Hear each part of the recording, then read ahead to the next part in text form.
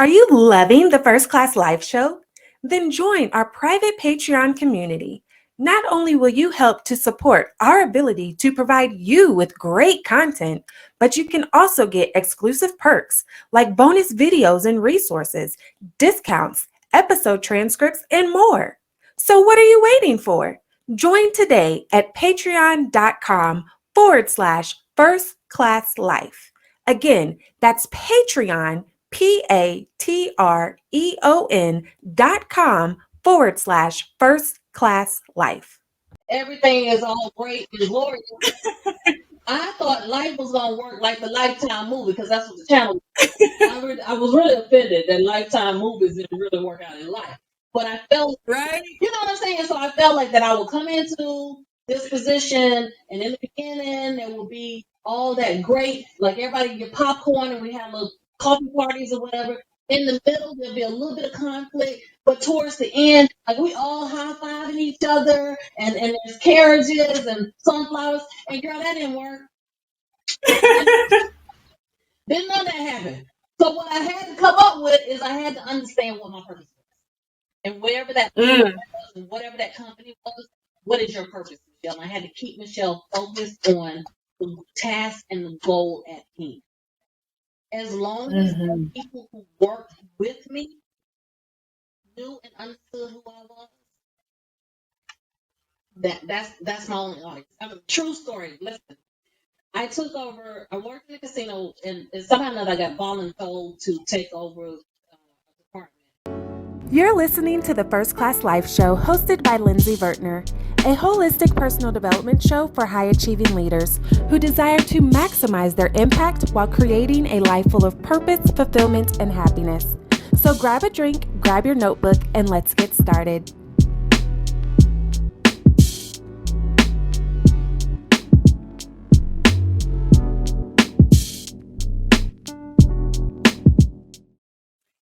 Hey, welcome to another episode of First Class Life Podcast, your holistic personal development show for high-achieving leaders. And I'm super excited for our next guest, Michelle S. Thomas, okay? She is your relationship surgeon. We're going to hop right into the conversation. You know, we don't have any time to waste. So, Michelle, welcome to the First Class Life Studios. How are you?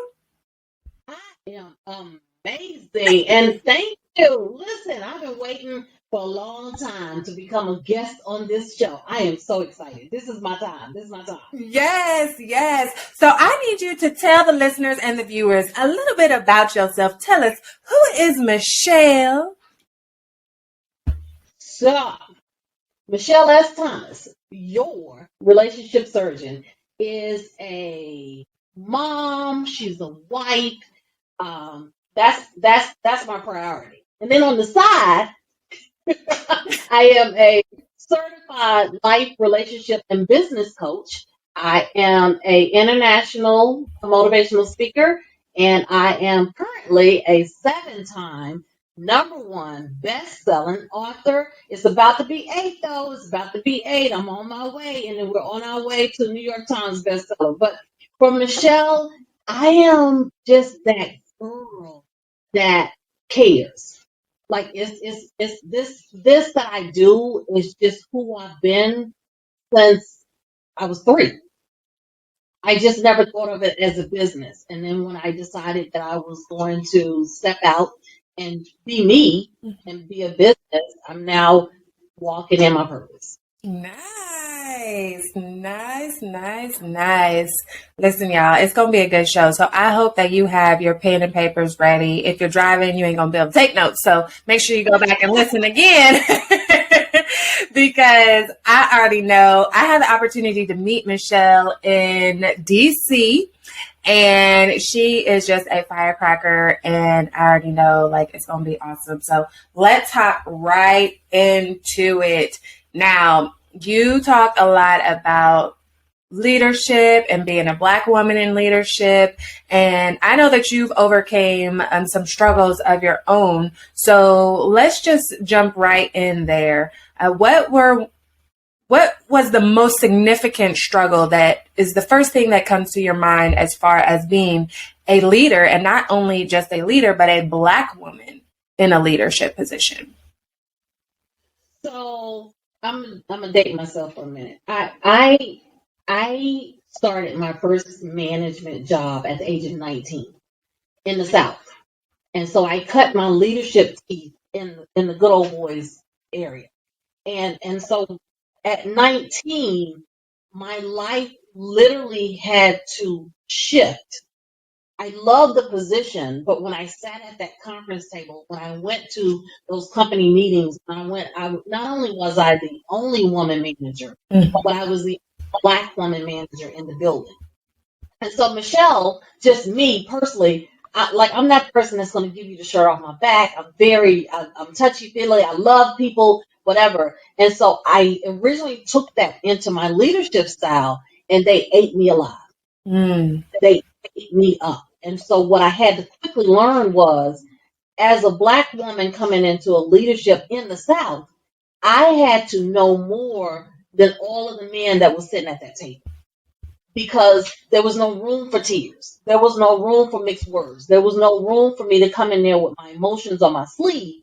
I had to come in there and get straight to business. Because from the moment that I walked in the door, they didn't care about what I knew. They didn't care about what degrees I had. They didn't care about what I could contribute to the company. All they saw was a Black woman walk into a Black girl, because I'm 19.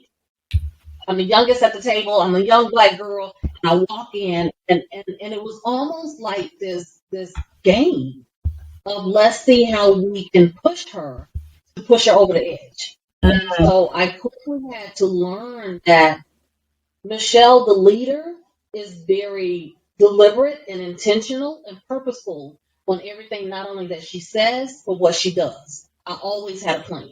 And so to learn that at the age of 19, I think is what helped me to develop my corporate career, my business careers, all my leadership careers, was because I was thrown into the fire in the beginning. Mm-hmm.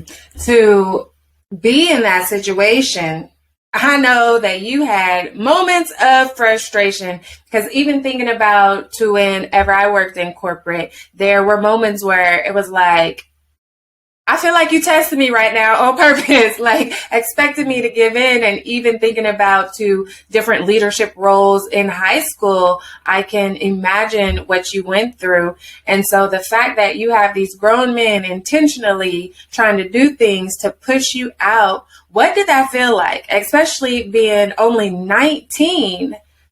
Right. So for me, in the beginning, it was painful. Like I remember I used to get in my car and I would cry all the way home, because I didn't, for me, I'm a nice person. And I was like, well, why does everybody hate me? What am I doing? What am I doing wrong? And so my father's a military mate, and I'm a daddy's girl. And I remember having a conversation with him, and he asked me, he said, well, what do you want to do? And I said, I want my job. He said, then you can't feel bad about doing your job. And so I took that and I went back in there, and it changed from pain to drive. Mm. So it now became for me where, oh, okay, I already know I'm gonna be tested when I come in here, so I'm ready. And I'm an unpaid comedian. I think that I actually did stand up for about 6 years. I did the comedy circuit. So Oh shoot, we're gonna have to have a little jokey joke section. I did. So I took that personality piece of mine, that comedian side of me. And so as they were coming at me or whatever, it was like a Wimbledon tennis match, girl. Every time they said something, I send it back. I send it back. I send it back. And so what ended up happening, now this is going to blow y'all's mind. What ended up happening was the men began to respect me, but the women began to dislike me. Mm-hmm. Tell us about that. Because the women felt like that I was no longer being the woman. Mm-hmm. I was going in and sitting at the table with the guys, and we would have these conversations, and I held my own. And so for some women, they felt like I was trying to be a man. Mm. Well, that's not me. That's not what I'm doing. What my purpose was to make sure that, because God gave me a strength that maybe somebody else didn't have. So I was making sure that I was going to teach them on how to treat the rest of the women that were coming in. But there were some women that didn't see that and didn't understand that and thought that I was trying to create a competitive nature with them. And so that part became the next struggle for me. It was the next thing of, and I remember I used to say, you know what, Lord, now listen, I don't know why you made me this way. You know what I'm saying? Like, what is it that I'm doing that keeps drawing this information? And this is reality. Today, I sat in my office talking to my team about how sometimes for me, it wasn't failure that was hard for me as a leader, because I was used to being attacked. I was used to things like things coming at me and I'm having to dig myself out of it or whatever. It was the success of it that I felt guilty about. I Mm-hmm. felt like, well, if there was someone else, because again, I am a giver. I am a natural fixer. That is me by nature. It's not the best trait to have, ladies, but it's not really a bragging right. I'm just saying. I'm built as a fixer. When you come to me with a problem, I don't sleep until I figure out how to come up with a solution for that. Mm-hmm. And so, as a leader, that's a great quality to have. As a person, it can probably wear on you. But I learned how to create that dance and balance it. But there was that fixing portion of it where if there was anyone in my space that did not like me or agree with me, in my younger years, I spent more energy trying to win them over than doing what I was supposed to do. Mm-hmm. So my next phase for the growth for me when I started entering into the corporate world, at this time, I'm 25 years old and now I'm in a corporate environment. I'm still young, but at that time I had to learn how to kind of put the blinders on and always work on the plan.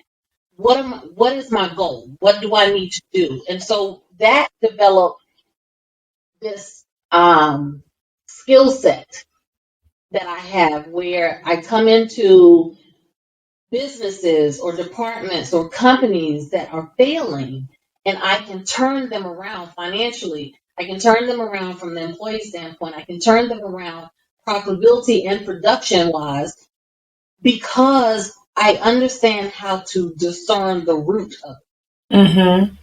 I don't go in and do band-aids. I go into the core and we work from the core and we work our way out. And so I built that success program. But again, that came out of desperation. It came out of, I'm a 25-year-old girl sitting in the corporate office with the average person is like 45 to 50, and they're looking at the little young girl, but it's my department, so now I have to come in there and I have to direct what we are going to do from a 25-year-old kid that they don't have no respect for. Mm-hmm. So I had to make sure that when I spoke and what I did, my work and my numbers spoke for me. Yeah. Ooh. Your work and your numbers spoke for you. Your results spoke for you.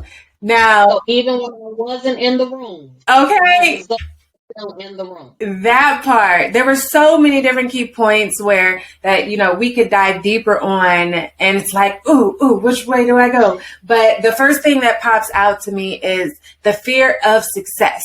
I know that is an ongoing theme for a lot of leaders, is the fear of success. Definitely the fear of failure, but then on the flip side, not everybody has that fear, like you mentioned, but the fear of success. So how did that show up in your behaviors? What did that look like? How would you turn? It was almost like I would self-sabotage myself. So, and it's not where I would fail at the job. That's not how it came out. It would come out within myself. Mm-hmm. So I would have a day and I'd have a great day and I'd get my results done. And so when people were coming and the numbers were showing and I didn't know how to celebrate me. Mm-hmm. All I knew was how to keep grinding. And so I had to learn, and for me, it's still something that, because I'm humble, even when big things happen and all this stuff happen, I'm that person that's going, but I think that's also just a part of why I'm able to connect with people. So the fear of success began to kind of rear its head for me during the time that I went through my divorce. Mm-hmm. And what I think that we as leaders need to understand, that we're still people. Yep. Your leadership quality and your leadership style stems strictly from where you are emotionally in the relationship with yourself at that moment. You can have all the education, you can have all of the background, you can have all of the training that you want, but you're still the deliverable. And so when you are emotionally bogged down, or you don't have confidence in yourself, if you are depressed, if you are even distracted, it shows in your leadership. Mm-hmm. And so as a leader, you have to be able to control that narrative. The only way for you to be an effective leader and to control that narrative is you got to take time out to know who you were and who you are, so that you can recognize the signs. Because as a leader, the worst thing for you to hear is for your team to come and tell you that you're spiraling out of control, right? Or for your managers or the other people around you to come and let you know what your downside is. You know, people used to be afraid of evaluation. Like, I love evaluation time. That was always my favorite time. It was time. Tell me what I'm doing. That was just me. But other people shy away from that evaluation thing because of their own self confidence. Mm-hmm. So how do we fix that? We fix that by, even though you're still in the position that you're in and you're doing what you're doing, you still need to make sure, whether that's at home or whether that's on the weekend, you still have to make sure that you have time to pour into you. Some leaders make their job and their position their quality. Mm-hmm. That defines the quality of the person that I am. That's just a position. That's Yes. just a title. Just It's a just title. it's just a Absolutely. title. I agree with you for that, because oftentimes as leaders, that's exactly what we do. And then people break down because it's like, all right, what happens if you lose that position? Then you reflect that back onto yourself, like, oh, that means like I'm not good enough or I'm not worthy enough because you lost the position, and you put all of you into the quality of that position. And it's like, that's just your role there. That's not who you are. That doesn't define your worth and things like that. Absolutely. So what were some things that you did to overcome that fear of success and, break that cycle of self-sabotage? I had to stop putting myself down first. Mm-hmm. First thing. So when I got divorced, I became instantly a single mom with 3 kids. And so the last thing that my ex-husband told me at that time was that not only was I worthless, but nobody would ever want me unless I was a single mom with 3 kids. And I believed him. Mm-hmm. I believed him.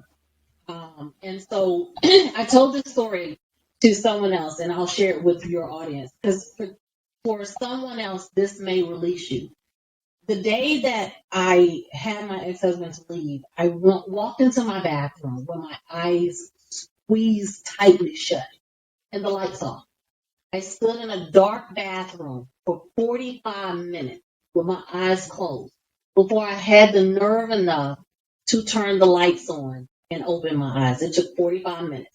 Because remember, the conditioning that he had me believing is that I was ugly, I was worthless, I was nobody. And so I had never, for 9 years, I would just kind of get dressed almost like a drive-by, just function. Mm.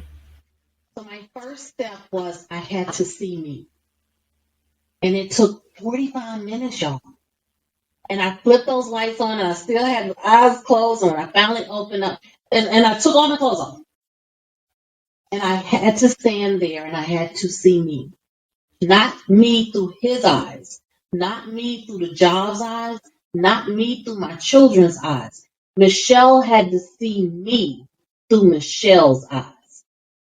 And I had to learn how to love myself through my own eyes. That was first step. The second thing that I had to do is I had to stop apologizing for what I knew. I had to stop apologizing to other leaders or other people who did not understand or appreciate the knowledge that I knew. And remember I talked about that U-turn? Because every time somebody would come and give me a second guess, and I would become that, this would be me in the meeting. So, you know what I'm saying? Like slowly trying to take myself out the picture. And I had to stop. I knew what I knew, what I knew. And I can't keep trying to make you feel better about the fact that I really know this job. Mm-hmm. And so that took for me to tell myself that it's okay for me to succeed. That doesn't mean that I'm not a good friend. It doesn't mean that I'm somebody arrogant. It doesn't mean that I'm trying to put anybody else down. It's just I know my wheelhouse. I know my strength. Mm-hmm. And so, ironically and amazingly, what I need people to understand is when I begin to see me and I begin to understand and release and appreciate me, everybody else feels. Yes. That is a key point that I hope everybody caught. And if you didn't, I'm going to say it again. It starts within you. That is my paraphrase. It starts within you. Your self-worth, your value, all of that stuff starts within you, and you spew it out into the world. And what you spew out is what you attract back to you. So you have to understand your worth. You have to understand your value. You have to understand your pricelessness. And then people reciprocate that. I want to add a caveat to that. I want to caution leaders about flexing in their position. Okay? The opposite end of the spectrum. There's a difference of being confident in what you're doing and being a bully and a flexer because you have the title. Let's not do that. Right. Because your overall success, especially as a leader, is not. It doesn't land on you. It lands on the people around you.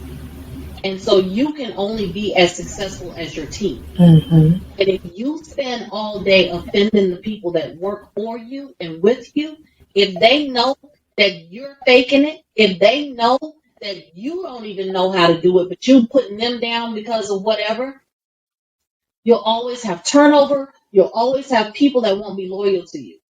But if you know you have a plan, and you know how to execute that plan, be confident in that plan, but don't put people down. Don't take your title and use that as a weapon. Because what ends up happening is it will come back full circle. Mm-hmm. And you'll find yourself in the same position. So respect people as a human being. And your team, if you respect your team will be there and they will ride or die for you. And that's what makes a good leader. That's what makes the change makers within your industry. And for us entrepreneurs, the first thing that you have to understand when you are an entrepreneur, that even though you are a operation of one, that means there's a leader and there's still a team. Y'all just happen to be the same person.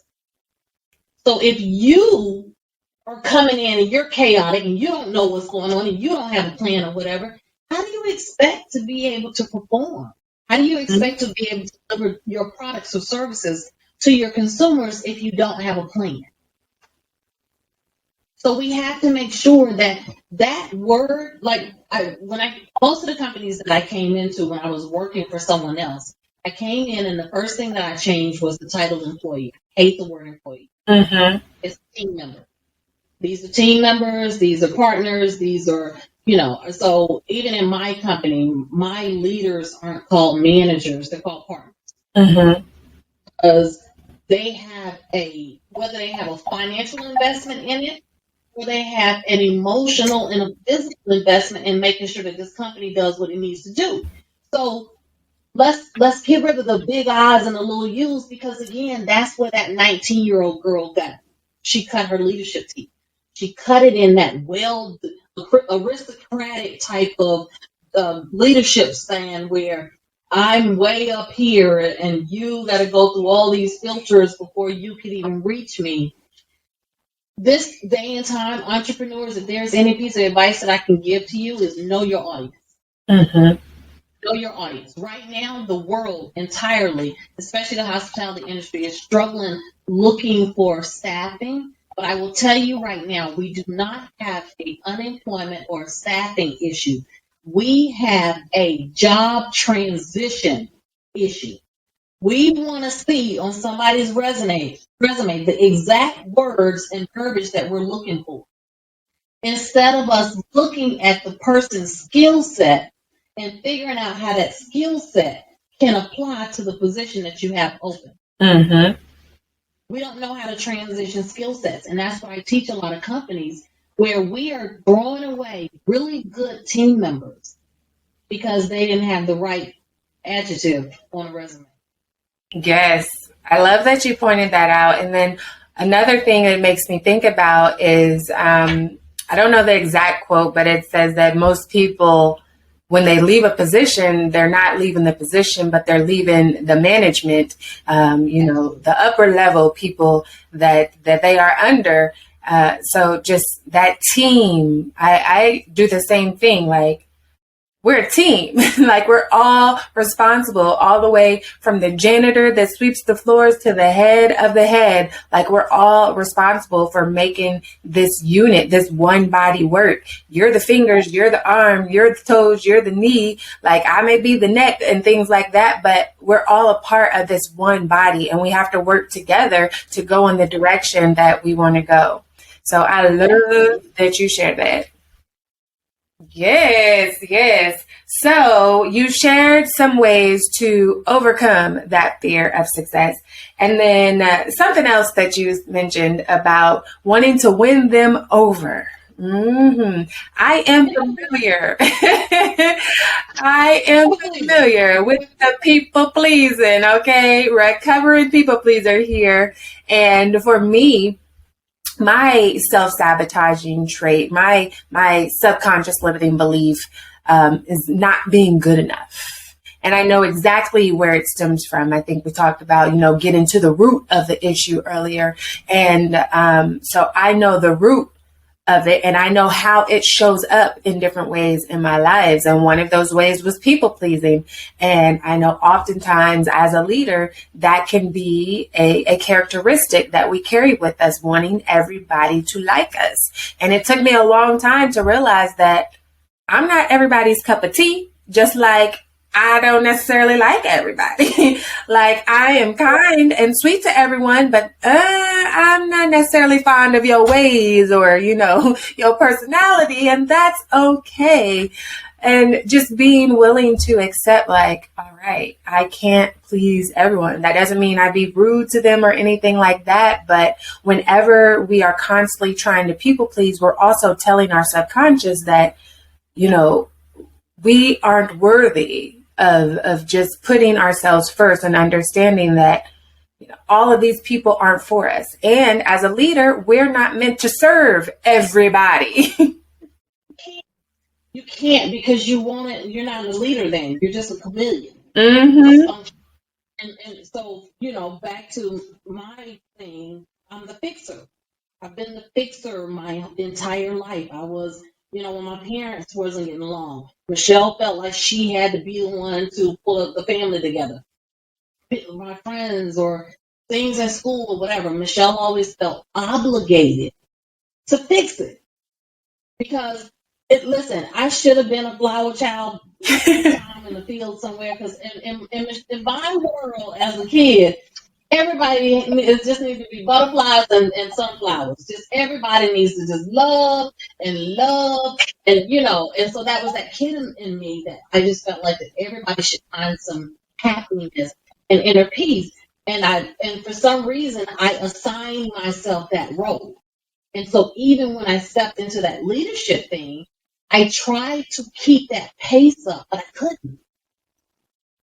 I couldn't. I was literally U-turning all the time with this person. Okay, so that person said she didn't like it. So, okay, well, let me go back to the drawing board. Let me figure this out and try it again. Then this person says, why did you change it? Because I liked it that way. Okay, well, let me go back here. Let me go back. Let me draw it again. Okay, so let me go over here and let me take on this. And so, lack of sheer exhaustion, I had to realize that I needed to stay the course. Mm-hmm. The way that I was going to, if there was a win over for people, back to what I said, my results and my numbers was going to win them over. You don't have to personally like me. We don't have to keep little. We ain't got to be at the club nowhere. You know what I'm saying? We ain't got to go to dinner or whatever. But what you will do is you will respect my work. You'll respect my work. And that's how I had to transition that because I couldn't keep up. I literally was driving myself insane trying to make every personality, every background, every gender. Listen, I was Title 7. I was everybody. Okay, I need to do everything for everybody, and so I had to get to the point to say it's okay for me to know this. It's okay for me to be able to do this. That doesn't make me less of a friend. It doesn't make me less of, or I think I'm better than anybody because I have some knowledge that I'm able to act on. And again, we don't readily talk about that. We don't free people up to have permission to admit that they're struggling with trying to find their path. I used to think, like when I was in my 30s, I was like, because according to the Lifetime movie, oh, I lost it. Okay, I keep recording. According to the Lifetime movie, what they say is in the beginning, life is all terrible and things or whatever, and then in the middle is when things fall apart. But then by the end of the Lifetime movie, there's like doves and carriages and everything is all great and glorious. I thought life was gonna work like the Lifetime movie because that's what the channel was. I was really offended that Lifetime movies didn't really work out in life. But I felt, Right? you know what I'm saying? So I felt like that I would come into this position, and in the beginning there would be all that great, like everybody get popcorn, and we have little coffee parties or whatever. In the middle, there'll be a little bit of conflict, but towards the end, like we all high-fiving each other, and there's carriages and sunflowers. And girl, that didn't work. Didn't know that happened. So what I had to come up with is I had to understand what my purpose was. And wherever that was, and whatever that company was, what is your purpose, Michelle? And I had to keep Michelle focused on the task and the goal at hand. As long as the people who worked with me knew and understood who I was, that's my only audience. I mean, true story. Listen, I worked in the casino, and somehow or another I got voluntold to take over a department. And so I decided that I was going to go and have an interview with each and every one of them. And we got down to the last two people. And so it was time for the lady to come in and do her interview. But the gentleman that I just had the interview with, he just stayed. And I was like, he said, she's not going to talk to you.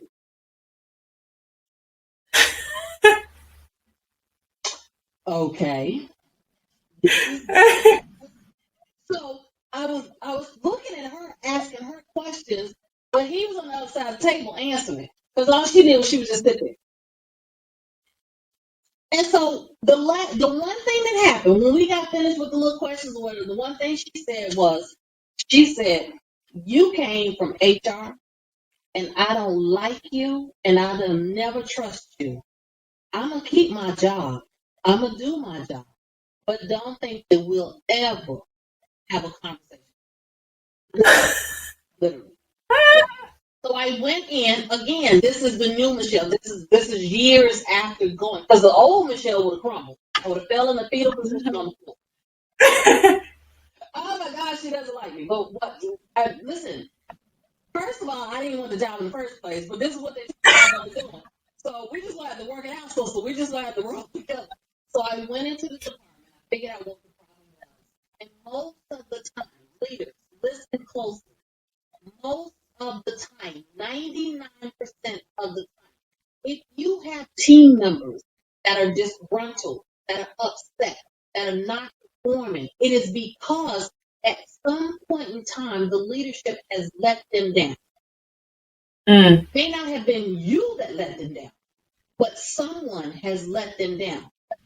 So I went into the department, I did what I needed to do, and our department, all the dysfunction and everything, it completely turned around.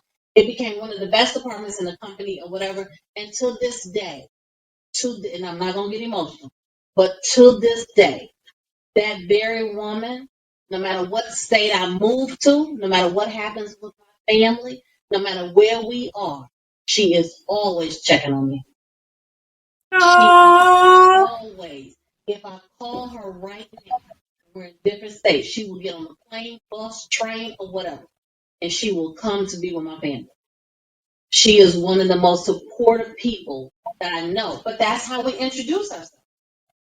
That's how we met. And it was because there have been so many promises and so many people that came and did what they need to do and said what, the political thing, they said all the great things, and then they got into the department and then they really didn't care. But they said, I'm going to be here with you. So that was wonderful for me. I have a wonderful woman that is still with me today. She has followed me across the country. And the words that she said to me when I met her was, good luck. I was like, oh. I'm like, we're going to do this. And she was like, good luck with that. Good luck with that. But again, she was that person that she followed the rules, but her leadership didn't. And so every time that she would follow the rules and the team would go and tell on her, her manager would leave her out there to dry. And so my ownership to her and that whole team was, one thing I will tell you is I empower you to make a decision. Now, we may have to come back later on. I'll be like, girl, don't you ever do that again. That was terrible. But that's behind closed doors. In this office, we can cry it out, we can cuss it out, we can laugh it out, we can do whatever. But when we hit the floor, we are one team. And whatever decision that you make, I will back it. When it comes to anybody above me, I will protect it. I will never step aside and let anybody come at you. And so she saw that I'm not perfect. I don't know it all. Most of the time they wouldn't let me do anything anyway because I'm that person. I'm a little special. So they'd be like, oh God, don't let myself do it. But what they didn't know about me was that my word was my bond. And if I told you that I was going to be there, we're going to ride this out. I'm not going to leave you hanging. And so, yeah, I feel like that is a great quality of phenomenal leaders. And some leaders miss that. They miss that. They get so caught up in the fact that I'm the boss. I know it all. That's not the case. You can't do it all. You can't know it all. And when you begin to ostracize your team, when you begin to treat them like they are disposable, your team will never stay loyal to you. Never. So get your ego out of your leadership. Take the ego out. Yep. And they won't go to battle for you when you're not present. When you are a great leader, you are building a team of other great leaders, of more great leaders. And that doesn't mean that you're building people to come and replace you, because we all have our different gifts and our different skills and our different values. And you are building people up in their gift, in their purpose. And y'all come together to make the body move. Right. But here's the thing. Listen, I want somebody to replace me. Because that means that if I was able to get you to the point to replace me, that means that I should also be moving too. The only person that should be concerned about being replaced is the person that is determined not to continue to learn. Stay a student. You gotta be elastic with this. You have to be pliable. You have to be ready for the next position. And listen, there are times that you are great and comfortable in your positions and it feels good and everything, and then life shakes it up where you now go somewhere else. But that's that elasticity, that's stretching your leadership role. Don't ever knock that. Don't knock growth. Because we all, whether your boss will tell you or your boss's boss will tell you, every last person that walks into a new position has the same feeling. They're concerned on whether they can do it or not. They just don't show it. Go into that position and own that position. And if you don't have the resources to own that position, learn. Be a sponge. But don't shy away from growth. I've seen so many people that won't take a promotion or something because they feel like that, okay, well, I'm going to fail at that. Why? Right. Go forward. I mean, listen. If anything, y'all Google some stuff. That's not the best business. But I'm just saying, get yourself to the point that when you step into a role, research, dig in. What you don't know, be willing to be a fly on the wall and learn it. Great advice. Listen, that's what we're all about on the First Class Life podcast. It's just helping you in all the ways, dropping the gems. Like I said, I hope y'all was taking y'all notes. And there is definitely another key point that I want to dive into. And before we shift gears here, I want us to play a little game, okay? You up for a game? Hey, I take that as a yes. Looking for amazing products to help boost your first-class lifestyle? Then head over to firstclasslifeshop.com, where you can treat yourself to personal development books and workbooks, lifestyle affirmation cards, adult coloring books, mugs, notebooks, hoodies, t-shirts, leggings, and more. All products were designed to help you master your mindset, walk in your purpose, and live your first-class life because you deserve it. So treat yourself today at firstclasslifeshop.com. Again, that's firstclasslifeshop.com. Okay, Ronnie, what you got? Okay, let me pull up my stopwatch. So we are going to play First Class Favorites. And how it works is I'm just going to ask, what's your favorite? Fill in the blank. Okay? You have 10 seconds to answer it. Now listen, for those of y'all that maybe want to turn this into a 21 and over game, if she does not make the 10 seconds, you got to take a shot of something, whether that's a shot of water, a shot of whiskey, whatever your choice is, okay? Now, you know, we like to have fun on the First Class Life podcast here. So I have my timer ready, and listen. Some of these answers, we actually have a running list of all of the podcast guests so that you can reference them back. But if you want to see that list, you got to make sure that you are a member of our community and sign up on our Patreon community so that you can get access to our First Class Favorites books, our First Class Favorites playlists, and things like that, okay? So let's get started. All right. What is your favorite book? We got to start there. Go. Okay. Real Talk of Today's Blended Family. Oh, listen. And halfway there, okay? So reset. What is your favorite movie? Go. Steel Magnolias. Steel Magnolias. Y'all, listen. I like them spicy old girls. I love it. Go ahead. Look, she's keeping y'all safe over there, okay? So, what is your favorite song? Go.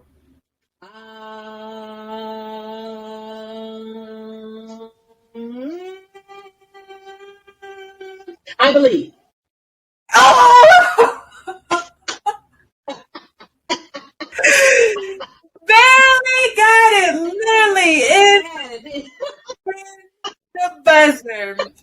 typically buy. Is that Fantasia? It depends on which version you're talking about. Fantasia has her version, and then somebody else just came up with it. There's a gospel group that just, I believe. So you like the Fantasia version? Fantasia's version is my thing, girl. I was crying the whole thing. Got it. She's from North Carolina, so we gotta support the North Carolina girls. What is your favorite food? Go.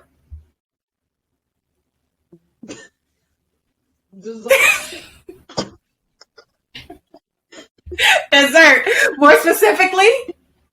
You can't tell. Girl, do it.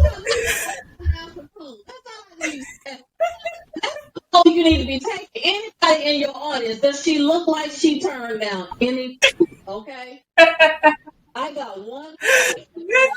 And I told my husband eats a lot of healthy stuff, and I'm like, listen, I got one shot at this life thing, and if I gotta eat cardboard and fluff, why am I doing this? Just saying. Mm-hmm. I get it, because I am a foodie and I like all the flavors. So technically, you missed that one though. You missed that buzzer. So for anybody that may or may not be playing a little game while you're listening, take a shot. I need y'all to call in and protect me. I think dessert is a food. Don't y'all think? Okay, okay, go ahead. So many different ways you can go with dessert. Okay, what is your favorite place to travel? Go. Hawaii. Ooh, Hawaii. That is one place I have not yet been. Every time I think about something, like if it comes up, something else trumps it before I get there. So, okay. What is your favorite joke? The whole joke or the joke person? I don't understand. Tell the joke? Well, so, all right. I'm going to give you grace on that one because that was a very vague first class favorite option right there. But, you said you had been on the comedian, so I thought, maybe we could throw that one in there. We're going to circle back to that one because now you guys can tell a joke for us, okay? All right. So before we do that, what is your favorite relaxing activity? Go. Sleep. Well, to relax, I like to recline and watch a good movie. That's my thing. Okay. There we go. And then, what's your favorite color? This month is blue. This month is blue. That was a little bonus one right there. All right. Thanks for playing our first class favorites game. And as I mentioned, we have a running list of favorite books, our playlist, and relaxing activities and places to travel. So again, if you want access to that list, you got to make sure you join our community via Patreon. So let's hop back into it. Before we go back to this discussion, share with us a little jokey joke.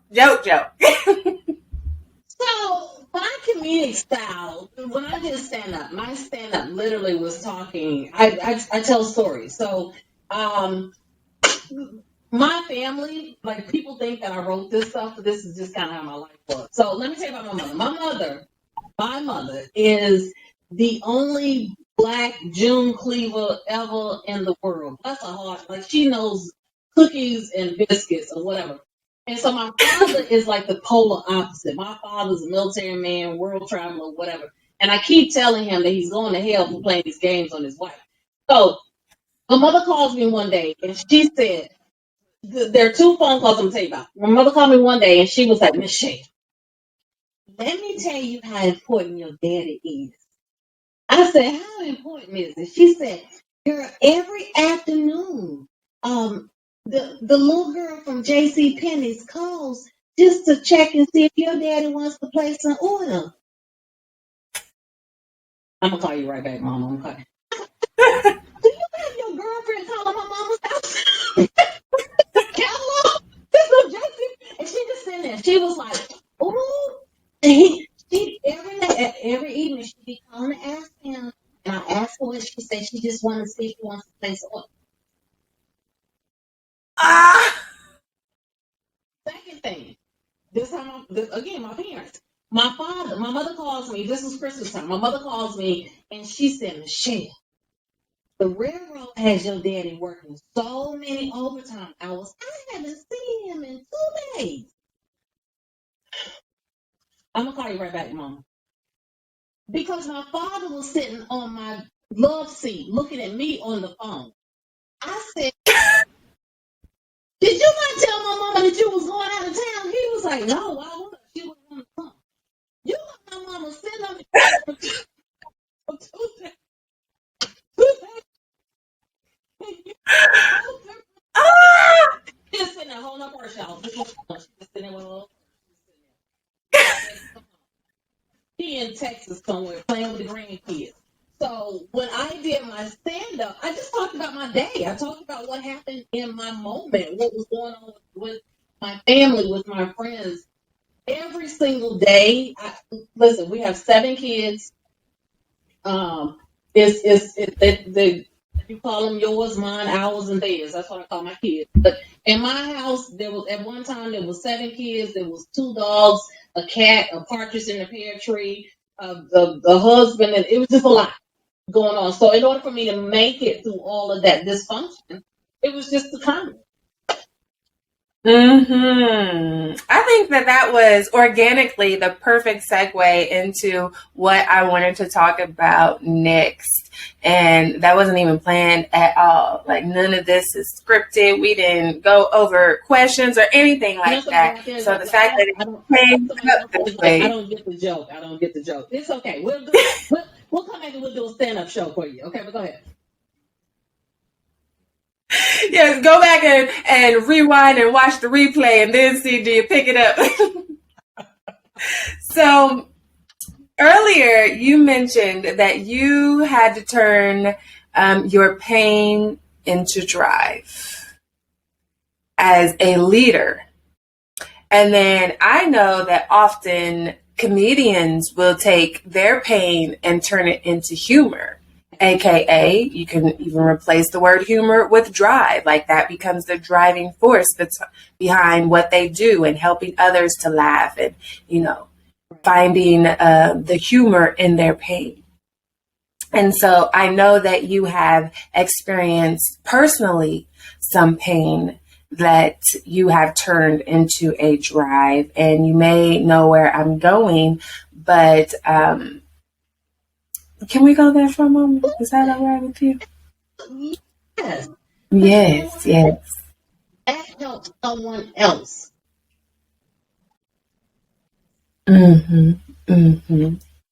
So you're paying into drive as a leader. You're just everyday life, paying into humor as a comedian. And then personally, you suffered a loss very dear for you. Tell us about that pain and how you turned it into drive.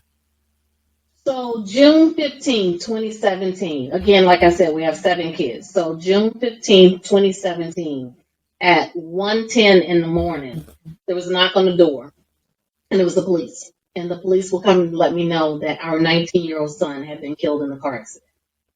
And so for me, the first thing I did, I got up from the couch because they kept making me sit down. They kept saying, well, we need you to sit down. And where's your husband? And so I had to call my husband. He worked at the ballpark. So I call my husband. He comes home. And if you spend time in my world, again, go back to Michelle the Fixer. So the police tells me that we lost our son. And instantly as that happened, my mother was to the right of me, and my mother begins to pass out. My husband was to the left of me, and he just collapsed on the floor. At that time, my 13-year-old son, had I known what the police was going to say, he wouldn't have even been there. But my 13-year-old son was sitting downstairs at the kitchen table, and so he sprinted upstairs. And then our 22-year-old, he ran out the door, and then the dog started running, the cat. And for me, it was almost like I was in this bubble. All this stuff was happening, and all I could do was figure out how to fix it. Not the loss. Let me fix the chaos right now. So the police officer helped me with my husband, get him up. The other police officer caught my mother before she hit the floor. I had to go find the 13-year-old and get him downstairs. We got the dogs and the cats all in the place.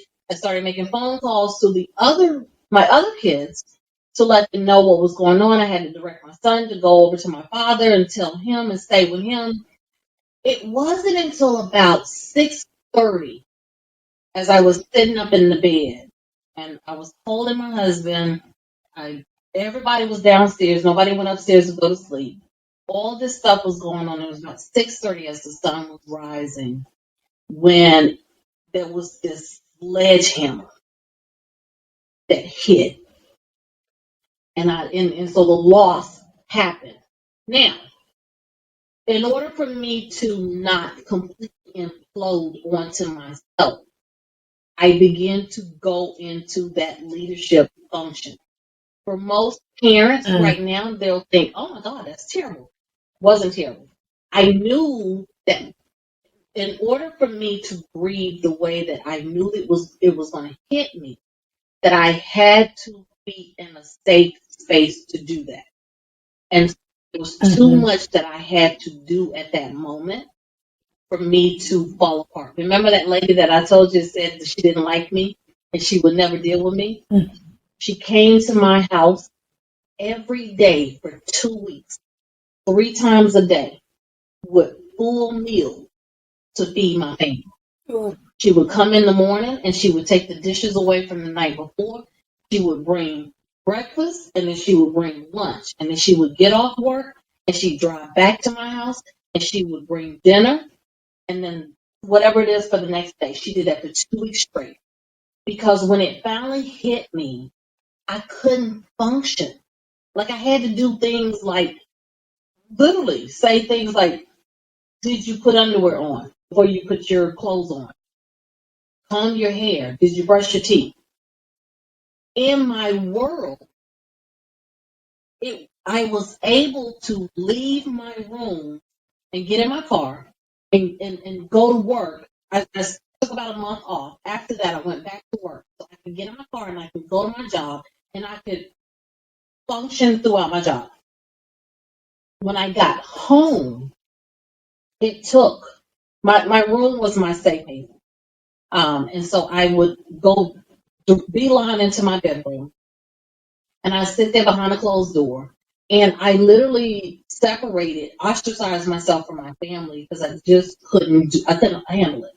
It took a year for me to be able to come into my own kitchen and sit in my family room because that was where we did family things. We did movie night. We did, and this baby, Bryant, was the biggest personality out of all of them. Like he was the one that was always, it was my, what we doing? What we doing? Everybody, like Bryant, we call him Squirrel because he was just all over the place. So going into that family area was just so painful. It took a year for me to do that. It took 2 years for me to go upstairs because I couldn't climb the steps. But during that time, I was able to go to work.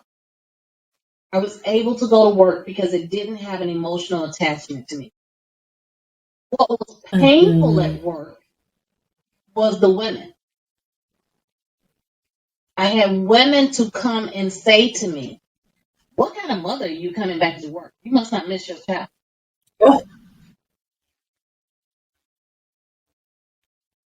I had people, because we worked in a casino, so it was a union environment. I had union people to post on Facebook that I was a terrible woman. She don't even care that her kid. Now these are the words that they use. She don't even care that her kid is dead.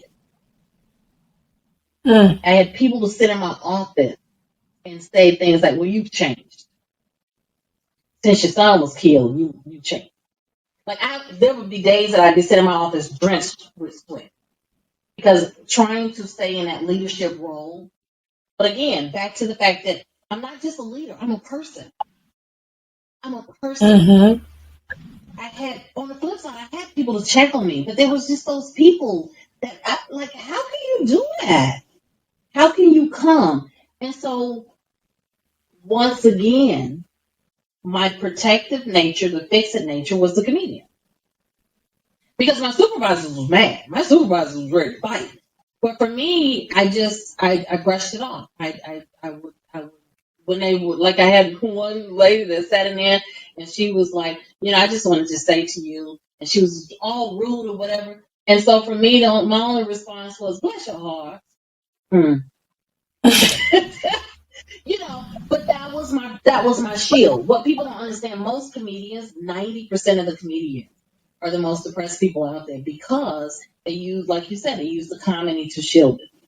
For me, my grief, even though this happened in 2017, my grief is still ongoing. Last night, organically, just watching the show, I fell apart crying. So I tell people, I want to give 2 pieces of advice. For any parent that has lost a child, do not rush that process. It's not something that is going to happen overnight. It is not something that you are going to be able to deal. And each one of you are going to handle your grief differently. For me, talking about Brian helps me grieve. My husband is the opposite. Can't have those conversations about him because that makes him emotional. When I can't talk about Brian and it builds up, that's when I fall apart. So each person, throw them books away that tell you the 5 stages of grief and throw them books away. Grief is going to impact you depending on your personality. And so I'm a communicator. And so in order for me to get that, deliver that, for me to release that buildup, for me to process those emotions, I talk about it. And so don't expect, if you're 2 parents, don't expect the 2 of you to move through this grief simultaneously and the same. That's what breaks a relationship apart. Because you don't understand what's going on with the other person. And so the second thing is I want to give advice to people from the outside. There's no words or things that you can do or say to ease that pain. What you can do is ask. Just ask.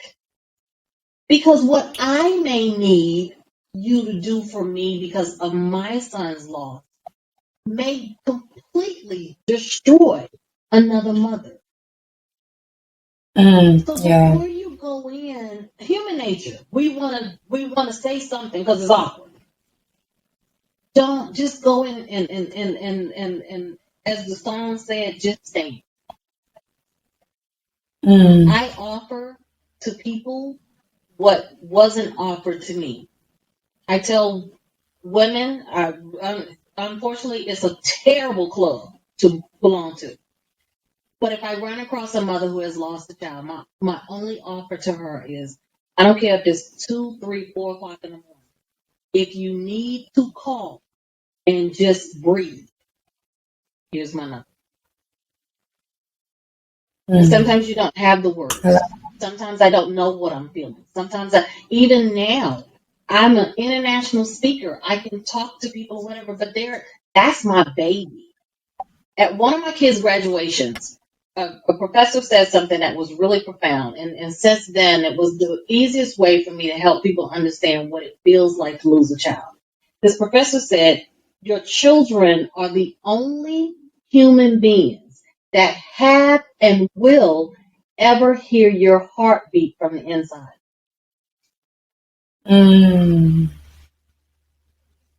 So there's an organic connection. And so when you lose that child, even the way that you describe your family, I had to learn how to be okay with saying I have 7 kids.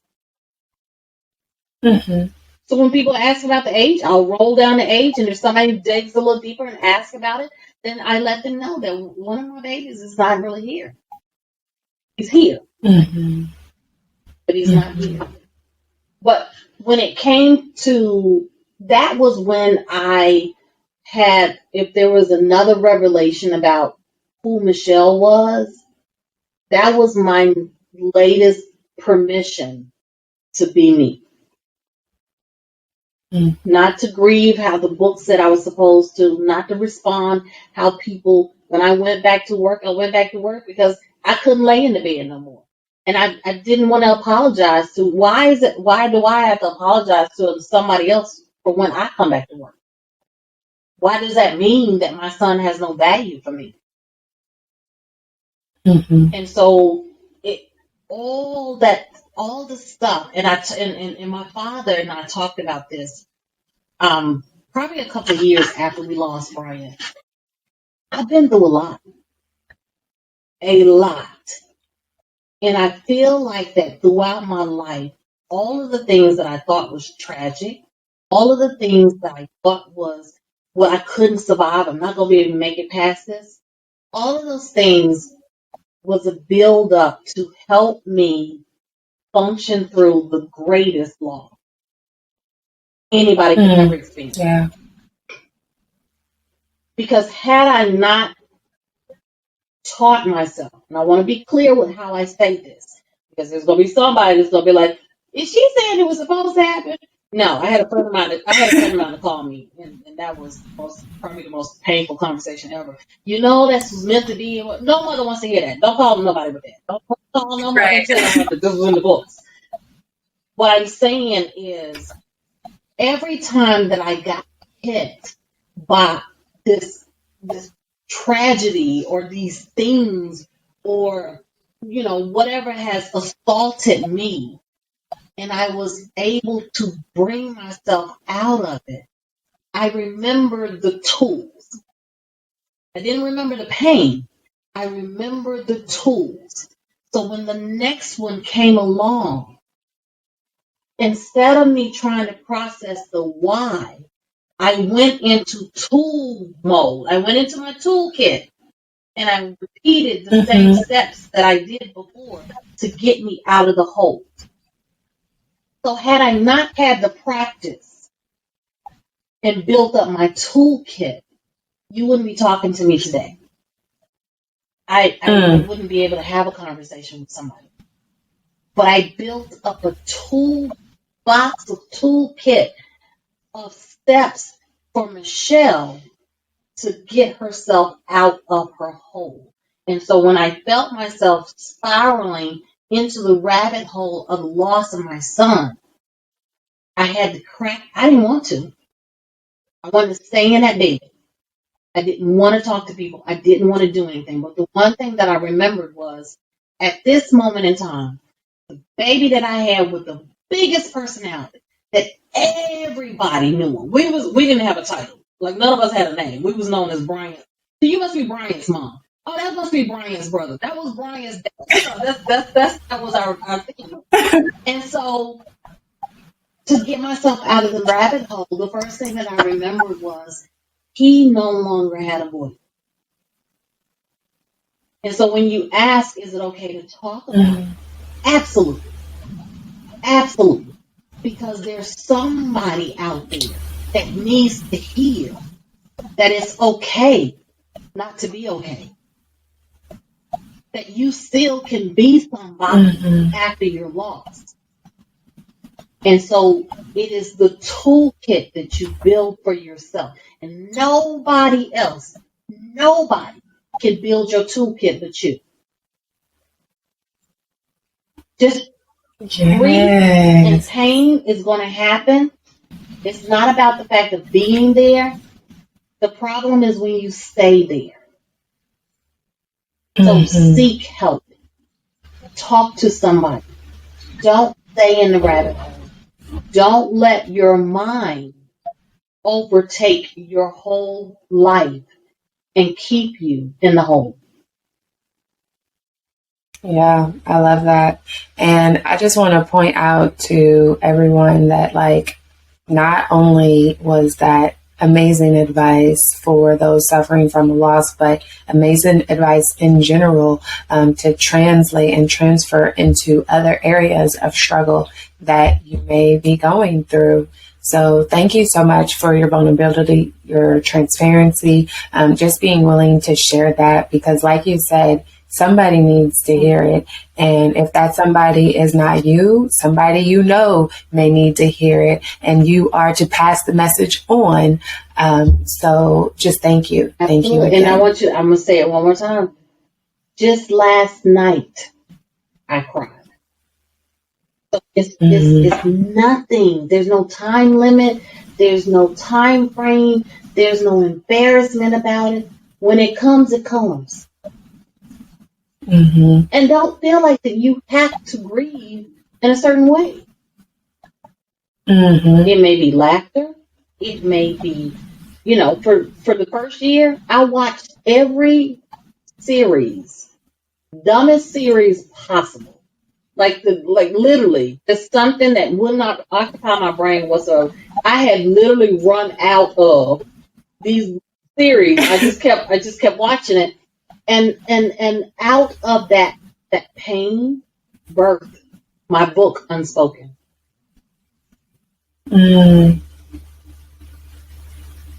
See, there is purpose in your pain, but it's up to you to identify what that is. Thank you. Thank you so much. And thank you again for sharing. This has been an awesome discussion. We covered a little bit of everything for the people, okay? So tell us, what do you have coming up? What can we look forward to seeing from Michelle S. Thomas? Wait for it. Wait. I'm playing. So we have two, and I call it a project. God kind of delivered this vision of this project for me. Back to that community side. So inside of this little laptop here, there were 3 books that I was writing, and because I'm a little special, I write. They're literally, I'm writing 3 books at one time. Not everybody does it that way. So new authors, don't be writing me. Don't nobody email me. Don't call. Don't do. Michelle Thomas told me to write 3 books at one time. That's just how I work. One of the books is a kind of a self-help book, and that book will be coming out. The other book is, when I wrote Unspoken, which talks about the blended family, I wrote it in segments. And so one of the segments kind of took on his own life. So I pulled it out. So there's another book that is just purely ratchet, y'all. It is. I'm just going to go ahead and confess. This is purely ratchet. It's petty and messy. It is the most fun write that I have had. And then the other one, because I am a murder mystery person, the other one is a suspense novel. And so what happens is, it stays in my laptop, and depending on what mood I'm in, is what book that I'll pour into. Well, I got this vision from God, and He was like, write a book. And I was like, what? I'm trying to. I know I ain't supposed to be questioning you, Jesus, but I'm just saying. Like, okay. And so He just kept saying, no, write a book. My kids, every time they reach a certain age, my kids are required to read the 7 Habits book. And so, reluctantly, they don't like it. They don't want to. They'll be forced. And so it was time for the 17-year-old to read this, so it stayed on my kitchen counter. And I kept passing this book. And so throughout a series of just kind of dreams, the book title came to me. And it was the 8, because 8 is my number, 8 qualities of the exceptional Black woman in business and entrepreneurship. And so now listen, now once again, y'all remember, because I'm the unpaid comedian, so I got a clear message of what the title is supposed to be, and I was like, "You want me to write this book? What? You know what I'm saying? Like this is me? Really? Oh, okay." So I postponed and whatever, and so I was like, "What about these 3 right here?" And All right. So I started writing the book, and he kept telling me, it's bigger than you. It's bigger than you. It's bigger than you. And then so I said, well, okay, let me do a book collaboration. But once again, y'all, I was like, I'm not the book collaborator. Like, I'm not that chick. So also come from Jesus, and I will tell you, he said, be obedient. And when I tell you, I got some of the most phenomenal authors from around the world to be a part of the book project. It's just phenomenal. So the book is coming out February 15, 2022. But if you're watching this as a replay or whatever, it's out there. It is on every bookshelf and every bookstore that you can find. And the title again is The 8 Qualities of the Exceptional Black Woman in Business and Entrepreneurship. And it's a reference book. It is a book designed to go into colleges and universities and business courses and for women to read, especially women, Black women and women of color who want to be an entrepreneur. We are the least lendable in the country. We have the least sustainability of profitability in a business. Most of the time, we don't make it past the 3-year threshold. And so for me, being that fixer, there's got to be a better way. And so throughout research, what I found is there's a lot of cultures that have the ability to get that passed down information from parents or uncles or grandparents because they're exposed to that business world. For us, people of color, most of us are the first generation. And so we kind of fumble our way through it. But we're not going to fumble anymore, ladies. This is the reference book that you need to have. When you want to start your business, scale your business, even if you are not starting your own business, it teaches you how to speak for yourself within your own company. It teaches them to respect and understand the qualities that we bring as Black women, as women of color. So that's the first portion of the project. And since that was written specifically for Black women, as a woman, I wanted to make something that was well versed. So I created the Exceptional Woman Tour. The Exceptional Woman Tour is for all women of all backgrounds, of all races. It is a global summit that is a hybrid summit, but this year we're going to do it as a virtual because of all the pandemic or whatever. But it is designed to connect women leaders from around the globe. And what we talk about is things that the world doesn't normally talk about. The premise of the Exceptional Woman Tour is that we are looking at the fact there is a young lady or a woman in her mid-40s or a woman who was about to turn 70, and all she has ever heard was what she cannot do. We are here to tell her what she can do. We are here to break down the stigma of what a woman's job is and what a man's job is. We are here to teach businesses how to come and understand the value of having a woman in your leadership team. We are here to talk to that young lady who may not have a strong woman in her presence to be able to, if she wants to be a truck driver, maybe her mom or her aunts are telling her that she cannot be, because that's not what a woman do. We got truck drivers on the platform. We have physicists on the platform. We have bioengineers. We have tech women. We have women in politics. Our platform is this robust platform. It's not just about this is not going to be your average summit, y'all. This is not because we just want to make you feel good. This is going to give you that toolkit that I always talk about. How to walk away and not make a change just for yourself, but build a new foundation and a new generational change for the women that are coming down. Because we are the ancestors, and we got to step into that place. But the world will not change for us as women until we change how we interact with each other. And that is what the Exceptional Woman Tour is about. Yes. I love it. You got your book, you got your tour, you got everything you need. And don't worry, we will have all of those links for you in the show notes. So make sure you click on it, check them out. Make sure you go and check out Michelle S. Thomas. Speaking of which, tell the folks how they can contact you directly, just in case they don't pay attention to the show notes. No, we don't see that. So You can always find me on social media at Your Relationship Surgeon. That's Facebook, that is Instagram.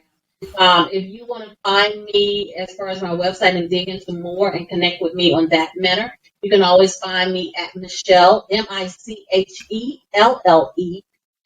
Thomas, THOMAS.com. I'm always there. On my website, you will find the office number. You will find my email address. You can always reach out. And listen, guys, I'm not one of those people that I don't want to be contacted. I want to hear from you. I want to hear. Tell me what we need to do so that we can make changes. Suggest, inform, partner. Let's talk about it. Let's figure out what we need to do to make changes for our families and for our future. And this drive, the new drive, comes from the fact that I learned from the loss of my son that we got one shot at this. And I don't want to just talk about it. I want to go to my grave empty. I want to be able to watch my child lose his ability to complete his dreams. And so I want to make sure that there's not another child out there that cannot complete their dream in his own. Yes. Thank you so much for being a phenomenal guest on the First Class Life podcast. And listen, y'all, we have reached the end of our time, but if you want to hear a few more nuggets, then make sure you subscribe to our Patreon community so that you can get some bonus footage of Michelle S. Thomas dropping them gems, okay? So with that, make sure you are turning on your notifications on all the podcast streaming and video streaming platforms so that you can be updated and notified whenever new episodes drop. Catch those bonus episodes and all of the good stuff. All right. Until next time, that is it for the First Class Life podcast. This episode with Michelle S. Thomas. Remember, you have to make the choice to go out there and walk in your purpose, maximize your impact, and create your first class life full of purpose, fulfillment, and happiness. Till next time, bye, y'all. Do you want to be surrounded by other high-achieving women who are working on their goals just like you? Are you looking for your circle that's passionate about their own growth yet still wants to see you shine? Do you desire to be supported through collaborations and connections instead of competition? Then Cowork and Chill is your place to be. Cowork and Chill is a hybrid of virtual co-working and virtual networking. It's a community of women who are striving to build living legacies. This is the space to create meaningful relationships with other equally yoked women where you're being poured into just as much as you pour out. So if you're looking for your crew for supportive accountability, then sign up today at coworkandchill.com. That's COWORKANDCHILL, coworkandchill.com. Unfortunately, all good things must come to an end. But please be sure to subscribe to the First Class Life Show. And don't forget to rate, leave a review, and join our private community so that we can continue to provide you with great personal development conversations to help you maximize your impact while creating a life full of purpose, fulfillment, and happiness. You deserve it.